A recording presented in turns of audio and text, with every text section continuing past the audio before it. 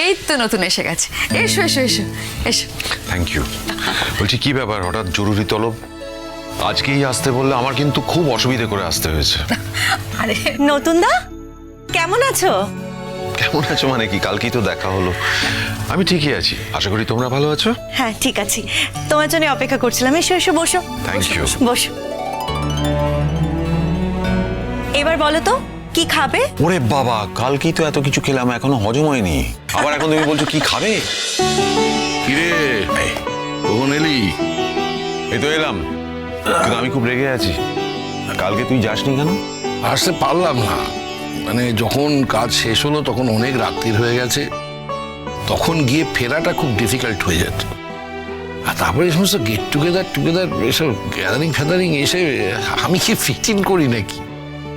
In fact আমিও তো জানতাম না। জানি তো। উফ, তুমি না চিরকাল একই রকম রয়ে গেলে। নিজের ভাইয়ের জন্মদিন, সেখানে নাকি গ্যাদারিং এর জন্য তুমি যাবে না।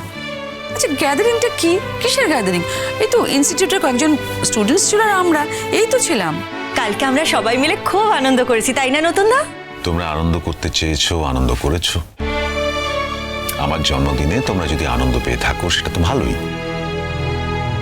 আচ্ছা এবার বলো তো তুমি এখন কি খাবে? কিছু তো খাবে, কি খাবে বলো? দল, আমি না একটু নিয়ম করে খাই, একটু মেনটেন করার চেষ্টা করি। বৌদি জানে ব্যাপারটা।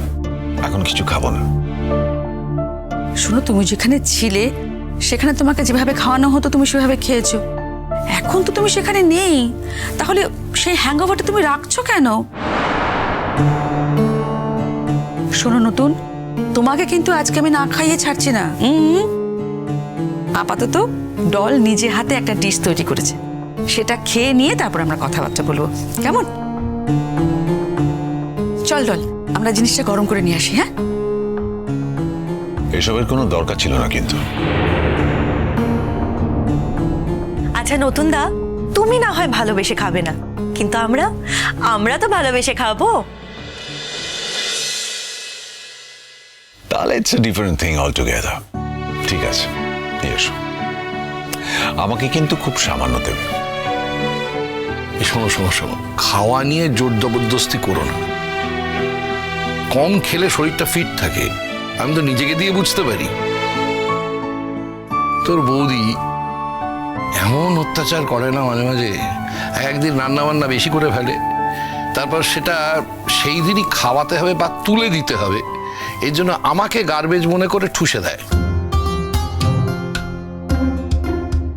দেখেছিস, তবুও বলবে না যে তোমাকে আমি যত্ন করি, তবুও বলবে না কিছুতে যে তোমাকে আমি খাইয়ে দাইয়ে শরীরটাকে ঠিক রেখেছি। অদ্ভুত বেঈমান লোক গো তুমি। তারাও আসছি, রান্নাঘর থেকে আসছি। আয় আয় আয়।